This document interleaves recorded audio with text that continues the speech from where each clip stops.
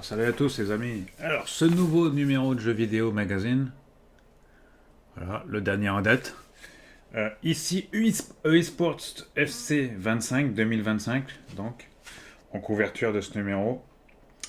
Alors, mis à part l'édito, on passe. Toujours la traditionnelle page des abonnements. Le sommaire, mais on va y être, vous voyez, toujours très bien découpé visuellement. La news de ces dernières semaines, c'est bien sûr l'augmentation, enfin les changements de formule du Game Pass. Voilà. Donc ça amène un petit article. Voilà. Une petite pub pour Retro Laser, hein, le magazine. Donc on chroniquera peut-être bientôt un numéro. Le dernier numéro, peut-être très prochainement. Sur la chaîne. Le jeu du mois. Voilà. Et le jeu, c'est. Alors on ne le met pas en gros en titre. C'est Nivalis, apparemment. Le jeu. Ouais, Nivalis. Un jeu à la Cyberpunk 2077. Il sort quand ce jeu? On n'a pas de date de sortie, mais c'est bon. Ah si, printemps 2025. Simulation de vie. D'accord, à voir. Tendance et beat'em up. Ensuite, un sujet sur trop d'actions anticipées, parce qu'il faut bien trouver des sujets pour garnir un magazine, surtout au mois d'août. Surtout quand on fait pas un numéro juillet-août, mais un numéro en juillet et un numéro en août. Voilà. Traditionnel zapping, top et flop du mois. Et comme d'habitude, les chiffres du mois. Ensuite, on a l'agenda juillet-août, comme d'habitude. Voilà. Les DLC, bon, rien d'exceptionnel. Hein, maintenant, c'est un peu passé, maintenant. Voilà, pareil pour les actualités PSN et Xbox Game Pass, pareil. Et Netflix, actualité du jeu par abonnement. Voilà, ensuite on passe en accès anticipé. Là on a 3 jeux en accès anticipé ici.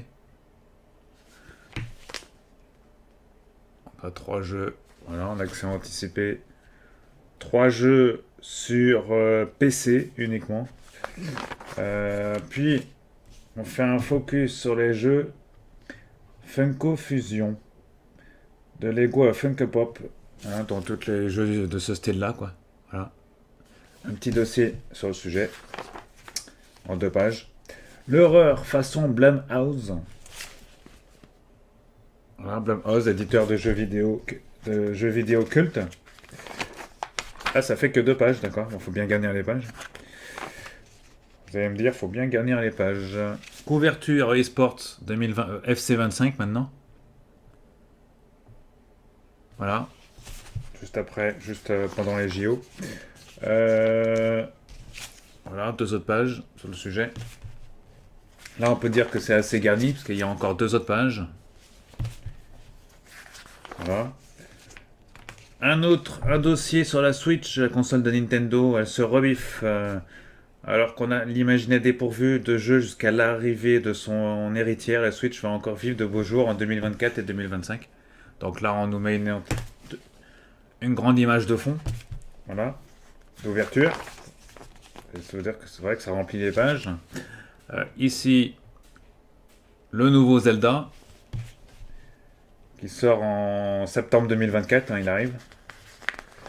Voilà, on nous annonce ici 2 autres jeux, Metroid Prime 4 et Mario et Luigi. Mario pour novembre et là c'est pour 2025, Metroid Prime 4. Et c'est tout. Bon, c'est un peu court, hein, mais bon. Ensuite, on passe sur un autre dossier très noir, là, ce coup-ci, un peu plus obscur. Les jeux de rôle, RPG, donc. RPG est bien français. Ah, voilà. On vous fait un état des lieux des jeux qui sont pas encore sortis, à savoir Clair Obscur. Expédition 33, d'accord. Ici, on a un Metal Slug Tactics et un autre jeu à gauche. Voilà. Voilà, on continue avec 2 autres jeux qui sortent en Septembre 2024 pour l'un et Flint en 2025. Ensuite, on enchaîne sur Jouer à la nature humaine. Ah oui, Frostpunk, le studio 11 bits, n'a cesse de questionner notre humanité via des choix déchirants. Rencontre avec un éditeur, donc, à savoir 11 bits studio. Voilà, donc c'est sur plusieurs pages. Voilà, on voit ce qu'ils font comme jeu, ce qui est... Interview. Ensuite, on enchaîne sur encore un dossier sur les jeux de course, décidément. Ça fait hein, ça fait... dans le numéro d'avril, on vous expliquait comment les décors et tracés prenaient doucement forme dans les jeux de course, d'accord. Et étant de s'y intéresser aux bolides qui agitent et de voir comment la physique et l'intelligence artificielle leur donnent véritablement vie. Voilà, donc on continue le dossier sur les jeux de course. Donc on s'intéresse aux bolides et à l'intelligence artificielle dans les jeux. Polygones par million, bah oui, il y a des millions de polygones dans ces jeux-là, de toute façon. Surtout dans les consoles de nouvelle génération. Voilà, donc les bolides. Et ça tient que sur 4 pages. Ensuite, il y a encore un dossier sur, cette fois-ci, le cloud gaming. Voilà, donc le cloud. Une offre qui s'étoffe. La technologie date du début 2000, un peu d'horizon. Avantages, inconvénients.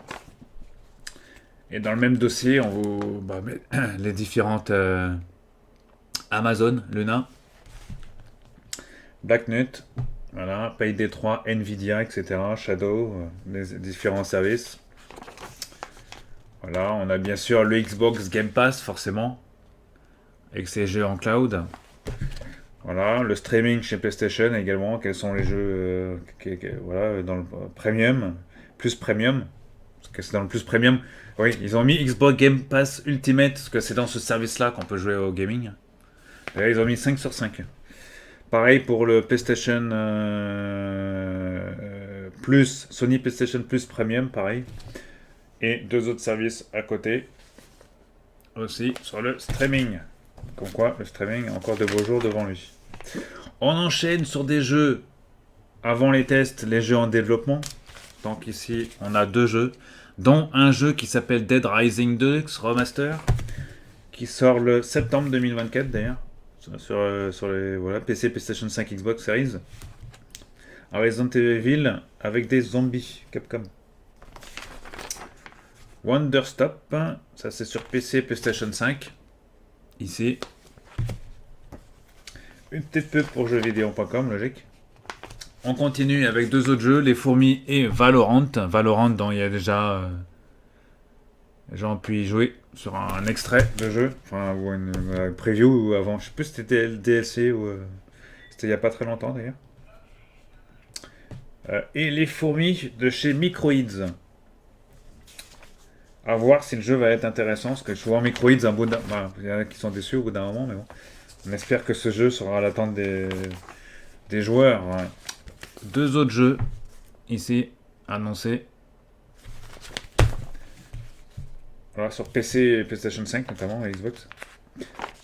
On enchaîne la sélection du mois. Avec en haut le... C'est quoi la petite clé là? Un convertisseur qui tient dans la poche. D'accord, un convertisseur. Ouais. Voilà. Sélection du mois. Comme d'habitude, on ne change pas une équipe qui... gérer ses jeux PC avec GOG Galaxy, d'accord. Ensuite, on enchaîne sur la dernière partie du magazine, à savoir les tests. Il n'y a pas de gros jeux ce mois-ci, vous allez le voir. Canut Segani, d'accord, 16 sur 20. Voilà, ça c'est sur 2 pages quand même. Donc un très bon test. On a évidemment Flint Clock, c'est qu'on dit. 16 sur 20 et The First Descendant. Tir gratuit, tir gratuit répétitif, d'accord. Ouais.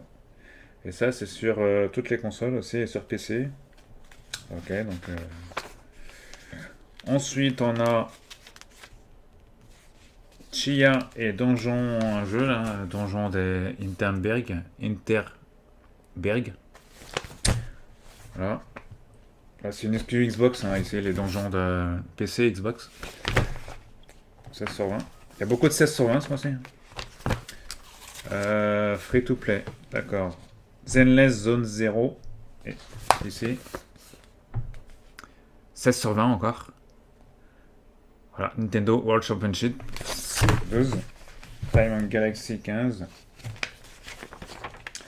Voilà, une pelletée de jeux encore ici, là, sur ces pages. Beyond Good and Evil. 20e anniversaire. Nouvelle salve de jeu. Avec Super Monkey Ball Banana Rumble. Ah, Super Monkey Ball, tout de suite, en fait penser à Sega et à la Dreamcast, hein, forcément, parce que c'est Sega l'éditeur. Et ça sort sur quoi ça? Sur Switch.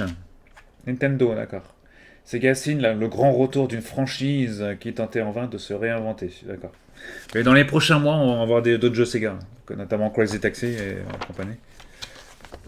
Les jeux et Jet Set Radio notamment. Voilà, des jeux mobiles comme d'habitude, donc je connais pas grand chose sur les jeux mobiles, on va dire.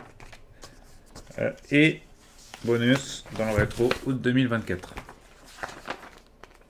Jeu comme d'habitude, bon, rien d'exceptionnel.